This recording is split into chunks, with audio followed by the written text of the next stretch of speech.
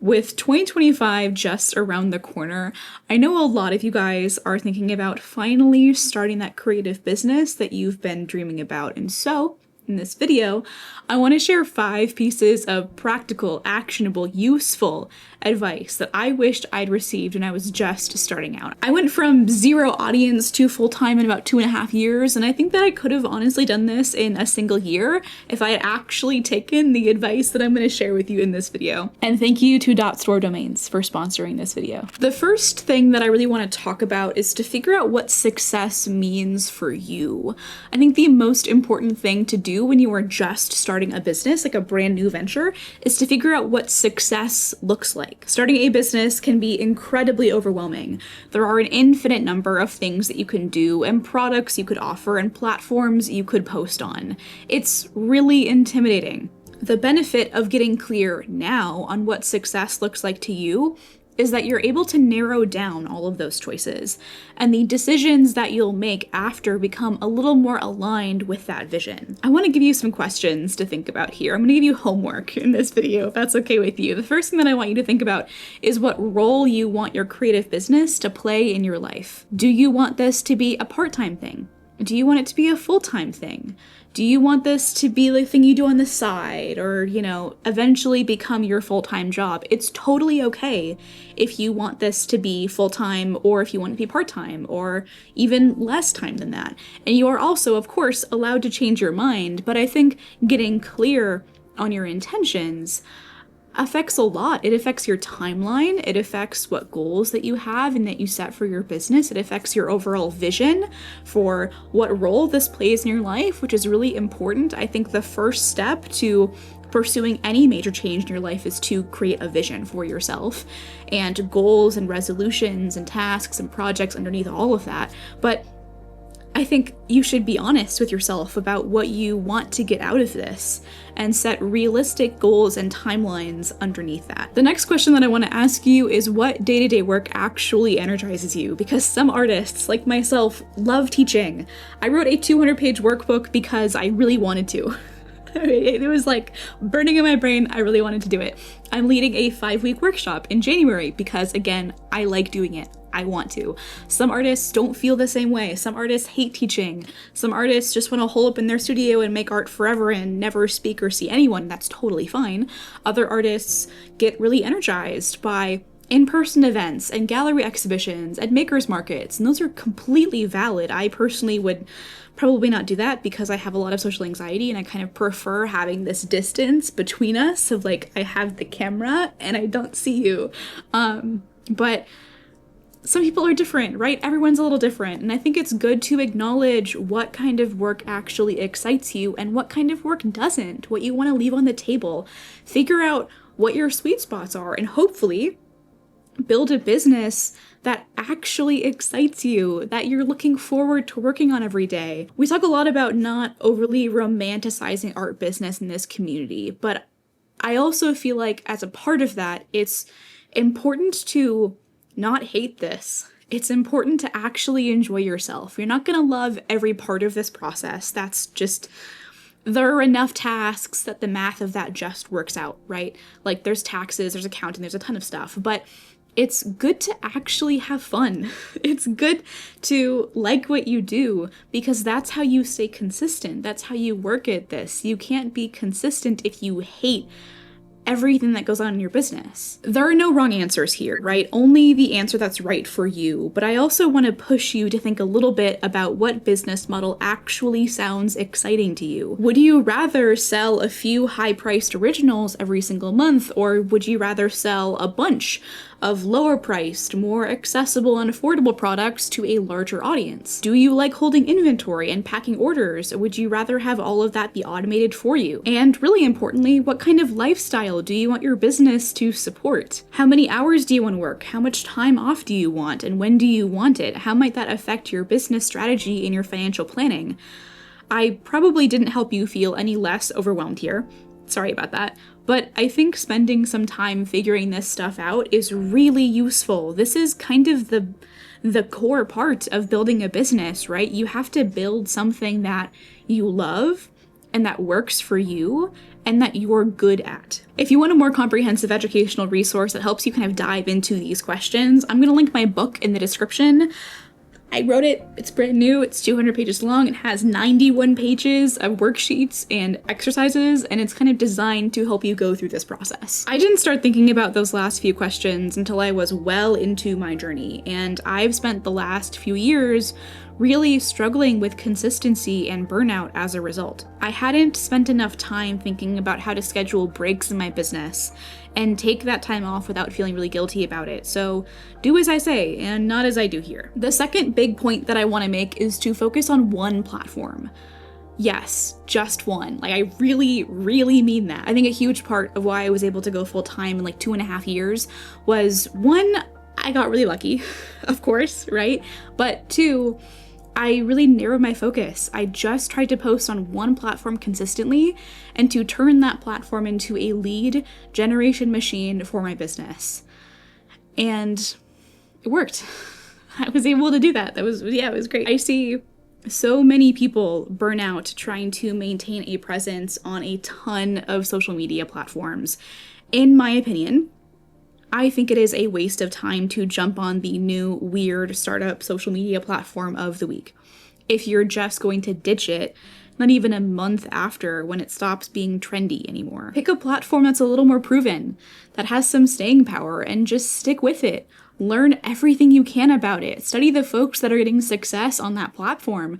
Reverse engineer that success for yourself and just keep going. I strongly recommend getting a handle on just one platform before you even think about adding something else to your plate. I personally categorize social media platforms into two kind of big buckets.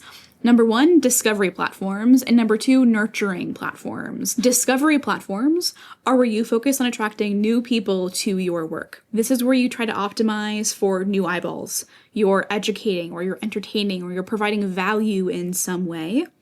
Maybe you're creating evergreen educational content or trendy entertaining content, whatever it is. Nurturing platforms are where you focus on developing a deeper connection to your audience. This could be a different feature of your discovery platform, something like Instagram stories or the YouTube community tab come to mind. Or it could be something like an email list or a Threads account or a Discord server. If you're focusing on online sales and you don't already have an audience, I think the platform that you really need to build in the new year is a discovery platform. But if you are focusing on in-person sales and you already have an audience, maybe, I think what you really need is a nurturing platform. If you're like me and you have an audience, right? You have people that know about you and know your work, or if your plan is to go to makers markets and galleries and whatever, you really need something like an email list. A direct connection to your audience, to your most engaged fans. And that's where the next thing that I want to talk about comes in, which is that you need an email list. Regardless of whether you are building a nurturing platform or not this year, you should be at minimum collecting emails for an email list. I don't care if you're going to send emails right away. That doesn't matter to me. Don't worry about sending emails right away. Just collect their emails. Don't worry about sending stuff, okay? That's not the focus right now. Just have the connection to your audience. Just get something set up. It can be a little opt-in form on your website or a little button on your link in bio, whatever it is. Just have something. And please hear me out when I say this. You don't need to send emails to this list right away. If you feel like you don't have anything to say, that's cool. Let it sit. Let those emails keep building up in the background. If you feel like sending emails right away, sick, awesome. I'm really happy about that. Maybe try a cadence of like once a month and see how that feels. Just keep people up to date with the stuff that you're working on. Just talk about your life and your work. An email list is basically an insurance policy for your business. It is a direct connection to the folks that most love you and your work and what you're up to. An algorithm cannot and will not be able to take that away from you. And if you're serious about building something that's actually yours, you need a website. And that's where the sponsor of this video, .store domains, comes in. One key step to building a real business that stands out from the crowd is to build your own website on a .store domain. .store is the perfect domain to sell anything online, and one that actually helps you sell more. A detailed study shows that websites on .store domains get 87% more traffic and twice as high ranking on Google. When your customers see your website on .store, they instinctively know it's an online store, helping you sell more with a .store domain. It's no wonder that world-class brands like Faber-Castell and celebrities like Michelle Obama, Mariah Carey, and Rihanna, as well as 1.5 million other sellers, trust .store domains. And for a limited period of time, you can get your .store domain for just 99 cents using code KELSEY, KELSEY, at the link in the description. Thank you so much to .store domains for sponsoring this video. The next thing that I want to talk about here is to start small and scalable. Do not, for the love of God, spend hundreds of dollars on equipment and inventory right away, especially if you can't afford to lose that money. You need to treat investing in your business like gambling. I'm serious, like genuinely treat it like gambling, because you're not guaranteed to get that money back. Success is not a guarantee. It is very much up to skill and luck and chance and opportunity, and you don't have direct control over it. And I don't want you to put yourself in a financially risky position to start something new. Start with digital products and print on demand, or take pre-orders and do super limited runs. Test what works and then scale what sells. I want to take a second to break down what this might look like in practice. If you're an illustrator, you might start with digital products like Procreate brushes, reference packs, wallpapers. Maybe you could also offer prints of your work that are manufactured print on demand through a high-quality print manufacturer like Finerworks here in the US. I use Finerworks for my prints, and I'm really happy with them. Products like these have zero inventory costs. You create them once and sell them infinitely. With print-on-demand products, you are only charged for manufacturing when you make a sale. The only upfront investment is your own labor and a sample that you're probably going to want to order to, test the quality and take product photos with.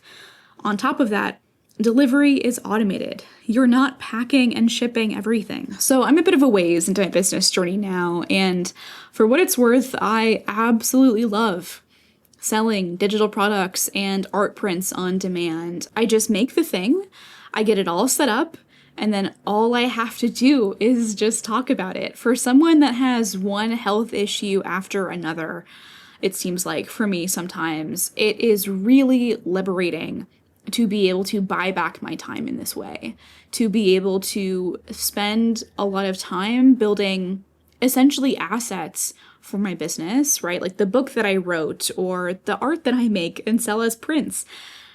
It's really great to be able to have that time to do that and then not focus on going to makers markets, not focus on packing and shipping orders. It is really liberating. Structuring my business in this way has helped me learn a lot about business and marketing customer service without all of the complexity that would come with managing inventory and having to worry a ton about creating something that turns into a total flop.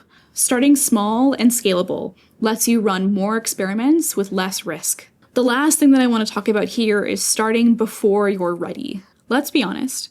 You're probably watching this video because you have ambitious goals and you want to learn everything that you possibly can about creative entrepreneurship before starting your own thing. I see you. It's cool. That's why I'm here. And this might sound contradictory to say after I've spent a ton of time talking about how you should plan things out and think things through, etc., but you are never going to feel 100% prepared. There's no amount of videos that you can watch to prepare yourself for every possibility. Your first attempts at doing this will not be perfect, and that's okay. They don't need to be perfect. They just need to be, they need to exist. The best way to learn is by actually doing the work and adjusting as you go. I spent weeks overthinking my first YouTube video. I wanted everything to be perfect, the lighting, the script, the editing, but you know what? that first video was still pretty rough. A bunch of the footage ended up being corrupted, and it turned out pretty terribly. And that's okay, because I learned so much from actually doing it, and each video got better. I'm still here, I'm still creating, I'm still learning and getting better, and the same goes for selling your work. Your first product photos might not be perfect.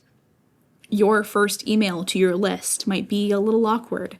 Your first attempt at pricing might need adjustment, but you learn so much more from taking action than you do from endless planning. So here's what I recommend. Set a deadline for yourself. Pick one thing that I talked about today and set a date for when you want to get it done by. Maybe it's setting up an email list by the end of the month. Maybe it's finally choosing what platform you want to post on consistently, maybe once a week for the next year. Whatever it is, put it on your calendar and commit to it. And if you're worried about not taking action on your business this year, if you want a little accountability, if you want a little hand-holding, if you want more community, if you want genuine, intimate group coaching and feedback and support, you should really consider joining that 5-week workshop that I mentioned earlier. You don't have to, it's not mandatory. I am always going to continue making free content here on this platform, but it's an option if you want it. I hope that you found this video helpful. There's gonna be a bunch like it. I've been doing this for a little while now, and you can watch more of them if you want to. And yeah, that's all for me. I will see you in the next one. Bye.